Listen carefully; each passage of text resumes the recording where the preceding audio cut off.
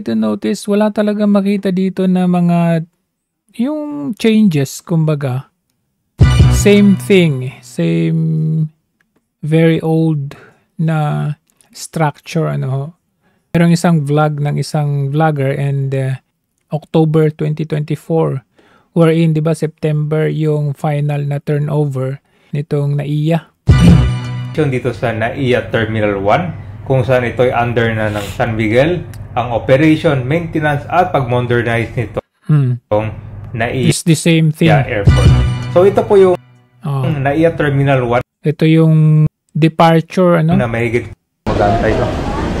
Ay pala mga tao. See? Kahit yung mga canal system, ayan o. Tata Patrick! Saan si Patrick? Diyos ko Lord, buti hindi pa kami Luma-luma nakakababa. Gusto po.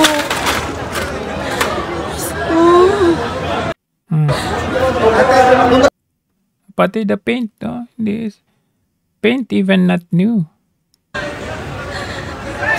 Oh. Pero doon sa mga interviews ni Ramon ang in just a matter of 3 months, tapos na yan. Mabilis yan. Panoorin natin to. Is hell-bent on improving the services of the Ninoy Aquino International Airport after taking over its operations last year. His latest plans in this report from Francis Falve. Yan ang paring Ramon ang linggong-linggo ng umaga. Ayan ha. Pagkausap mo, visionary. Sunday, 1:26, 7 Pero nandito sa airport. In September 2024, San Miguel officially took over the operations of NAIA under new NAIA Infracorp or NNIC for the rehabilitation of the country's main gateway. One of the expected improvements is the expansion of the passenger terminal buildings or PTBS, additional aircraft parking bays, more parking spaces, installation of world-class system and technology, and better land transport connectivity. Ramon ang gaganda pakinggan, no? Sarap pakinggan. Ang shared his plans with Rojas. Ito po yan, hanggang dito. It can handle initially, temporarily, 6 million passenger per year. Wow. Habang ginagawa yung concourse. Passenger boarding bridge. Yan. So, para mabilis. Mabilis. Konbinyente. Within 3 months, tapos na yan. Within 3 months, tapos na yan. January po ito. January po niya sinasabi ito. Anong pecha na ngayon? San Miguel-led NNIC promises to increase NAIA's capacity from 35 million to 62 million passengers annually. The project will also create 58,000 new jobs for Filipinos. 3 months sabi niya. Dapat nga ang ginagawa nila dito, sabay-sabay. Synchronize lahat yung yung NAIA 1, NAIA 2, NAIA 3, synchronize lahat yan. Kasi ang plano naman kasi niya is gagawin niya yung Terminal 1 kasi babaguhin niya Terminal 1 international na short haul. Tapos yung Terminal 3 is international na long haul flights. So basically, kung sinabi natin short haul, pwedeng Hong Kong yun. Yung Terminal 1 na yun, NAIA 1. So kung short haul yun, dapat gawin nilang pang international class. Kasi itong NAIA 3, maganda na itong NAIA 3. Kumbaga pang international siya. Pero kung i-move mo yung short haul na international flight sa NAIA 1, then perhaps it's time. Dapat nga prioritize nila yung Terminal 1 kasi sobrang lumang-luma na po ho. Pero according to Ramon Ang, no, without being negative, but I don't think na parang ang sarap lang pakinggan yung mga sinasabi niyang mga vision. Looks very visionary, but asan yun? Last year pa niya sinasabi na within 3 months, mabilis lang yan, ganito, ganyan. Pero it doesn't manifest yung mga sinasabi niya. In fact, even yung mga staff nga daw dyan, dito sa airport na yan, dito sa NAIA 1, andyan pa rin daw yung mga siga na mga security guard yan na kabababa mo pa lang doon sa bagahe mo, pinapalayas ka na. So, syempre, meron yung mga iba na aligaga, natataranta, parang ganun, nininervyos kasi siga eh. Narinig ko nga sa isang live nung nag-live nung insidente na to, narinig ko yung isang siga na security guard. That would be a one factor kung bakit merong ganito na nervyoso. May mga nervyosong driver eh. So, isa yan sa dapat ibantayan ng bagong ng bagong nagmamanage ng NAIA. Yung mga staff, yung mga trabahador nila. Oo. So, it's about time natignan yung mga yan. Kasi, tignan nyo, lumang-luma na. Ngayon, if we try to go, no, dito pa lang, no, kung titignan natin, isang mali, no, hindi naman sa tayo naging or nagmamagaling. Pero since meron tayong bagong management, sana, sabi niya kasi January, within 3 months, so dapat by this time, nagkaroon sana ng vision, bright mind na ayusin at baguhin ito at sa halip na itong drop-off point na ito ay nakaharap dito sa entrance, gawin nilang parallel. Kahit gawin nilang 3 lanes ito. Kaya sigurong 3 lanes ito kung hindi kaya ng 2 para mas marami pang malaman. Gawin nilang isa dito, tas isa dito, parallel siya, dala-dalawa. Ito, no? Itong, ayan, kung titignan natin itong barrier nila na ito. Nasira po kasi yan eh. Tignan natin, no? Ayan po. Nasira yan. So, kung doon sa impact ng sasakyan ay kayang-kaya pa niyang nasira, ayan, nabungkal na nga, oh, yung base niya. Substandard ito. Maaring substandard. Not to mention, meron pang curve yan, oh, about how many inches yan? About 5 to 6 inches yung taas ng curve na yan. Naakyat pa niyan. Pagkaakyat niyan, nasira pa niya itong poste na itong ano na ito, itong sobrang luma na itong mga to. And even makita nyo nga eh, yung pintor nag-fade na. Hindi mo na mawari yung sign ng wheelchair, hindi mo alam kung ano yan, wala na yung paa. So basically, wala nang mga ano dito, wala talagang development kung tutusin. Tingnan yung ceiling. Oh, hindi natin alam kung gumagana pa ba yan o ano. Oh. Faded, wala na yung mga pintor. So basically, merong kapalpakan ang bagong management dito. Tingnan nyo yung upuan. Ito dapat pinapalit. Upuan, no? Oh. Tingnan nyo upuan. Yan ba yung Dami talagang babaguhin dito sa NAIA Terminal 1. Yan ba yung vision ni Ramon Ang? Sobrang luma na. Wala na pala yung Jollibee dito. Wala na, lugi.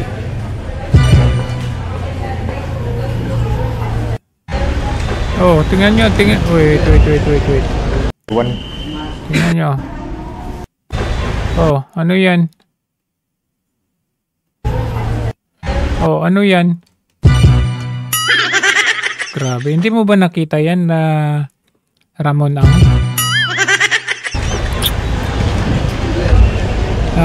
Tingnan nyo naman yan. Grabe. Tapos, international flight. Yung CR niya nandito pala sa baba. Ito na tayo sa parking B. Ano yan? Pansinin ninyo yung kanyang brake light. Naka-on siya dito, no? Ayan, naka-on siya dyan. Ayan, naka-on. Brake light, ops. Hanggang dyan, naka-on. Naka-on. Tapos dito, wala na, off na. Nakita nyo, puti na. Ibig sabihin, hindi na siya nakaapak sa brake. Pero ang question dito, no? Dito, naka-on yung brake light niya. Tapos, kahit nung umaandar, naka-red pa rin, naka-on, red pa rin yan. So, ibig sabihin kung red yan, nakaapak pa rin siya sa brake. So, may tendency na sabay siyang una dito, kasi hindi naman siya umaandar pa dito, no? Initially, hindi siya umaandar at this point. Nakaapak siya sa brake. Bakit? Kasi nakikita natin red. Andyan yung red. Pag pumuti yan, ibig sabihin, tinanggal na ang kanyang paa doon sa brake. Sa brake pad. Brake pad tuloy. Tinanggal niya doon sa brake. Okay? Ngayon, bigla siyang nag-move siya pero nakaapak pa rin siya sa brake kasi red pa rin, oh. Tingnan natin at what point. Okay, dito na point na. Ayan, dito na point, mawawala na yung red. Ayan. Dito na natanggal yung paa niya doon sa brake. Kasi wala na yung red. Nakita nyo, puti na. Ayan, puti na. As compared dito, ayan, oh, red na red, oh. Dito, ayan, dito. Ayan, dito, totally, wala na. Wala na sa kanyang, kasi puti na. Hanggang dito, ayan, puti. Ibig sabihin, ang nakaapak lang dyan is yung kanyang, yung paa niya nakaapak sa accelerator, sa gas pedal. Alright? So, yan. Dire-diretso hanggang ganun. Okay. So, balik tayo. Isa-isahin natin frame by frame. Dito, at this point in time, ang kanyang, kasi yan kung automatic yan, dalawa yan Merong iba tatlo. Okay? Merong iba tatlo. Merong iba tatlo. Pero yung isa dito, kapag tatlo, yung isa dito is yung foot brake. So, ipupush mo yan hanggang sa dulo para kakagat yung foot brake. Ibig sabihin, pag naka-foot brake siya, tapos kahit nakalagay yung cambio mo sa D, hindi pa rin aandar yan. Lalo na kung malakas yung foot brake niya, hindi magpo-proceed yan. Hindi magpo-proceed.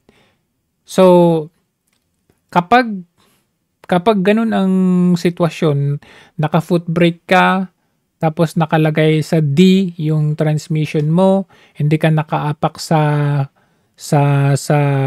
brake pedal, walang red ito. Walang red.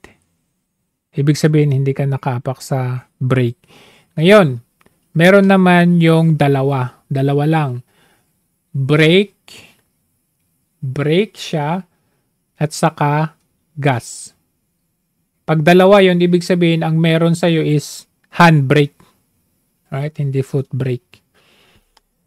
So anyway, kung titignan natin dito, ayan, at this point, ayan, nung hindi gumagalaw, nakapak pa siya sa brake. Pero, nung gumalaw siya, red pa rin siya. Ibig sabihin, naapakan niya yung gas. Okay, naapakan. Kasi, pag nakaapak ka sa brake, tapos inapakan mo yung gas, mahihirapan siyang mag-move, pero mag-move yan. So, malamang yung apak niya sa brake, hindi siya full na brake. So, nagsabay yan na pinrest niya. Nagsabay na nakapress, nakaapak yung left na paa niya doon sa brake, tapos yung right na paa niya doon sa gas. Kaya siya nag-move. So, nung nag-move siya dito, at this point, nung dumating siya dito, ayan, nawala na yung brake. Ibig sabihin, yung dalawang nakaapak na sabay, natanggal na yung paa niya, yung left na paa niya doon sa brake pedal. Yung nakaapak na lang is yung gas, yung accelerator. Kaya, mas lalo siyang bumilis. So, ano yung mga possible scenario na nangyari dyan? Maaari, kasi may nag-comment ang sisiga kasi nung mga dyan. Kung magpaalis sila, parang ganun. Maaring ganun. Maaring nataranta siya sa mga sigang security guard. Pero at this point, wala naman tayong makitang security guard na nagpaalis sa kanya. Walang malapit na security guard. So, wala sa equation yon, yung nataranta siya dahil sa security guard na nagpaalis. So, dito wala. So, another scenario is malamang nakaapak yung paa niya. Okay, nakaapak yung paa niya sa brake. Tapos, maaaring nakatulog, okay, naantok, nanaginip, or medyo nalimpungatan, naiapak niya yung, yung paa niya. Naiapak niya yung paa niya doon sa accelerator. Akala niya, yung pala, pag dilat ng mata niya, nataranta na siya, gumagalaw yung sasakyan. So, nalito na siya, di ba? Ganun tayo pag lalong bigla tayo nagising. Yung biglang nawala sa ating ulirat, parang ganun, pag nagising. May term doon. Pero, yun nga, nagulat siguro siya pagkagising niya. So, hindi niya alam kung saan nakaapak yung kanyang paa. Shit, ganyan. Nataranta siya. Ang mali, ang natanggal niyang paa is yung left doon sa brake. So, lalong bumilis. So, maaring pwedeng ganun ang isang scenario dyan. Maaring pwedeng ganun. Or, another situation is nagse-cellphone. Pwedeng nagse-cellphone siya. Nataranta, na-excite doon sa kanyang cellphone or whatever. Nalito. Okay? Nakaapak yung paa niya doon sa brake. Okay, naapak. Kasi, normally, kasi kung ako na medyo matagal na nagdadrive, normal yung ginagamit ko lang talaga yung kanang paa ko. Kanang paa ko pag automatic. Kanang paa ko, brake, gas. Lilipat-lipat mo lang yan eh. Brake, gas. Ganun lang. Pero ngayon kasi dahil sa tagal din natin, ginagawa ko, pinag-aano ko yung dalawa kong kasi sanay na ako eh. Sanay na akong gawin yun kasi sa atin, lalo na pag right-handed tayo, mahihirapan tayo na i-apak yung brakes gamit yung kaliwa natin. Pero ako okay lang naman eh. So normally yan talaga isang paa lang.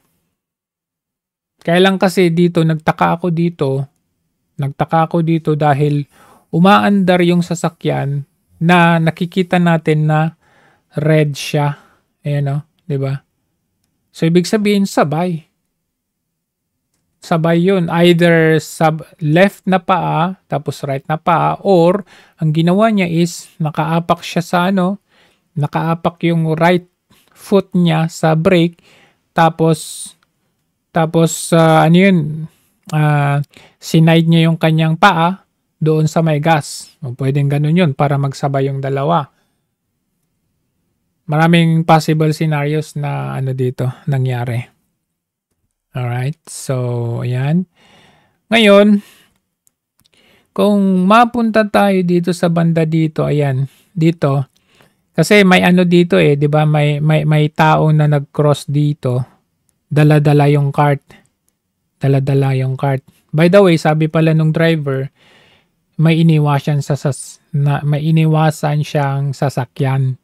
Pero as we can see dito, wala namang sasakyan na iniwasan siya. Malinaw na walang sasakyan. Tao, meron. Ito po, yung tao galing siya dito. Galing dito. Sakto, no? Kasi kung tao yung kanyang iiwasan, wala na, hindi na niya kailangang iwasan yung tao kasi nandito na yung tao eh. Ito, yung kanyang sasakyan, nandun na siya sa kabilang linya. Dapat dito nga, tingnan nyo, ang luwang-luwang dito. Dito nga siya dapat kung tutusin. Ang question dito, bakit halos nandun na siya doon sa kabilang car spot, no? Dito, layo. So, from this angle, malabo na iniiwasan niya itong tao kasi halos mabundol na ngayon. Yung tao nandun na sa kabilang spot. So, wala siyang iniiwasang sasakyan dito. And then, so as we can see, Nung nandito, nabitawan na, nakagas na siya, umabot na siya dito. Ang tanong, di ba supposed to be ang sasakyan na ito, lahat ng mga nagpark dito, ang direction na tungo nila pa ganun, dito sila mag-e-exit. Ayun nga, na-discuss natin yung mga possible scenarios. Una, baka nagse-cellphone, or pangalawa, baka naka-idlip siya, na naapakan niya ng full yung gas dito. Ngayon, nung nandito siya, makikita natin yung curve dito, no? Mataas yan. Sabi ko nga, about 5 to 6 inches yan.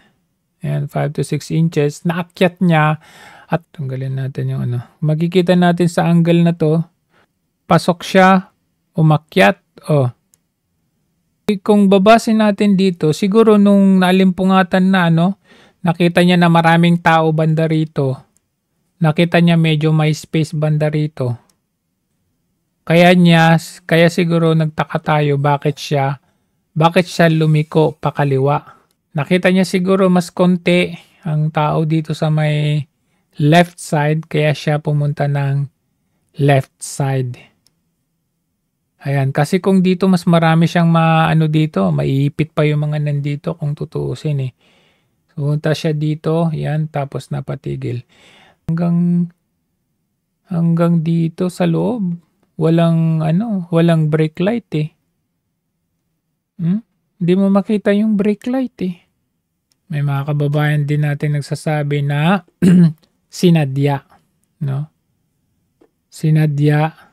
Kung doon sa angulo naman na sinadya, may posibilidad. Kasi yung gaya ng sabi ko, no? Ayan, di ba? Yan, naka-brake light pa siya dyan. And then, natanggal na yung brake light. Kumbaga, ganito kasi yan eh. Pag pinagsabay niya yun, subukan ninyo sa sasakyan. Full brake ninyo. Full apak doon sa brake. Tapos, full gas. Pag full gas mo, ganun yan. Pero hindi aandar yan. Subukan nyo. Huwag nyo subukan pala, baka makadisgrasya kayo. Basta ang mechanism nun, full brake, full gas, yung RPM nung sasakyan mataas. Ganun yan, ganun siya. Pero hindi aandar yung sasakyan. Hindi aandar yung sasakyan. Ngayon, kasi naka full RPM ka, full acceleration ka, pag bigla mong tinanggal yung brake, para kang nasa racing, kabilis. Ganun yun. So may tendency doon dito kasi sabi ko nga, 'di ba? Ayan oh. Nakaapak siya sa brake dito, tapos nag-move. At yung move niya sobrang bilis. So kung sa angulo, ayan o, naka-brake, o dito wala na. Pero yung nag-move ka habang naka-ilaw yung brake light, ibig sabihin sabay mong naapakan yung dalawa. O tapos ang bilis pa. To the point na nasira itong barikada. By the way, kung sabihin na natin nakita niya na maraming tao dito kaya umiwas siya, bakit hindi siya nag-press ng brake? Yun ang tanong doon. Kasi dito, no, hanggang dito, makita mo dapat yung brake light dito eh. May reflection ng ilaw na dito eh. Ayan no, hanggang dito wala. Dark yan eh. Dapat bright red yan kung nakaapak siya sa brake. Well, with that, we can leave that to the investigation of the authority. Maraming mga dapat panagutin dito ang management ng NAIA. Kasi tingnan nyo, nasira yung barikada dito. And pangalawa, dapat hindi ganyan na yan. Hindi na ganyan yung barikada dyan. Dapat gawin naman nilang first class. Hindi substandard yung barikada na yan na ganyan. Hindi naman dapat ganyan na. Kasi pipitsugin yan. Kayang-kayang kita nyo, kayang araruhin ng isang SUV. Talagang substandard. But may pananagutan din dito ang management ng NAIA. While sabi ni Ramon Ang na shoulder niya yung hospital or babayarin, hindi mapapalitan ng buhay yung sakit na dadanasin or dinaranas nung parents nung bata. Pangalawa, kung gastusin lang naman ang shoulder ni Ramon Ang, walang sinabi yun. Dapat lahat na. Lahat na yung dapat may compensation dyan. Dapat milyon ang compensation dyan. So, while watching dito, no, dito kay Vince Dizon, Secretary ng DOTR, mayroon siyang sinabi dito na medyo red flag sa akin. Panoorin natin. It's impossible right now because general aviation siya ang lead investigator natin. Possibly yung driver. Yung driver ay may hinatid na pasahero. Yung driver ay may hinatid na pasahero. May isa siyang pasaherong hinatid at pagkababa ng pasahero, naman niyang ibaba yung bag ng pasahero, pumunta na yung pasahero sa pasok ng NAIA at doon na. Patong binaba niya yung pasahero niya, bakit hindi na siya umalis? Bakit nagtagal pa siya doon? Kasi kung pagkababa niya yung pasahero niya doon, malamang baka nabangga niya yung pasahero niya. Diba? Big question yun eh. So, isang bagay din na gusto natin gawin, i-backtrack nila yung CCTV doon sa pagdating ng driver na yun. Kasi makita natin kung meron ba talagang ibinabang pasahero yon o wala. O nandun lang siya nag-aabang. Kasi medyo nagtagal siya doon eh. Another one, ito, tuloy natin. Nakita namin yung sasakyan na gumagasa. So right now, initially, mukha namang hindi pumunta dito yung driver para managasa. Bakit mo sinasabi yun? Hindi namin tinatanong. So parang nagbibigay ka ng idea. Bakit mo pinangungunahan yung isip ng tao or pinangungunahan yung instead of saying na iniimbestigahan pa natin, babalikan natin yung CCTV. Pero for you to say na mukha namang pumunta yung tao dito para hindi intentionally na managasa. So medyo red flag yun sa akin, no? Kasi parang nagbibigay siya ng alam mo yun, parang may part doon na parang gustong alisin sa isipan natin na ganun nga. Then everything is possible sa mga pangyayaring ganito eh. Pero bakit mo ini-illicit na kaagad? Tinatanggal mo na kaagad sa kaisipan ng tao yung posibilidad na pwede naman niyang sinadya yon. Pwede niyang sinadya yan. Kung nakita ninyo yung driver, 48 years old, hindi yun 48 years old, hindi ko nakita sa kanyang itsura yung kung tignan natin itong driver, bata pa tong driver eh. Saka hindi siya nagmumukhang driver lang eh. For me, nagmumukha siya yung may-ari, may kaya eh. Forma pa lang. Maraming mga panagutan dapat dito ng kawani ng NAIA. Possibility na nangyari talaga dito. Sinadya. Okay, kung sinadya, bakit sadyain? May mga nagsasabi na para diversion, no? Siyempre, sabi, grabe naman. Papatay sila para lang sa diversion kasi meron silang pwedeng sinadya para dito mag-divert ang buong mundo. Pangalawa, maaring nakaidlip, no? na naginip at biglang nagising na alimpungatan. Pangatlo, baka nagse-cellphone. Pang-apat, baka nagimbal na taranta doon sa security guard pero wala yung security guard. Pang-lima, sabi nung driver may iniiwasan siyang sasakyan pero sa CCTV wala tayong nakitang sasakyan na iniiwasan. Tao meron. So, yun lang.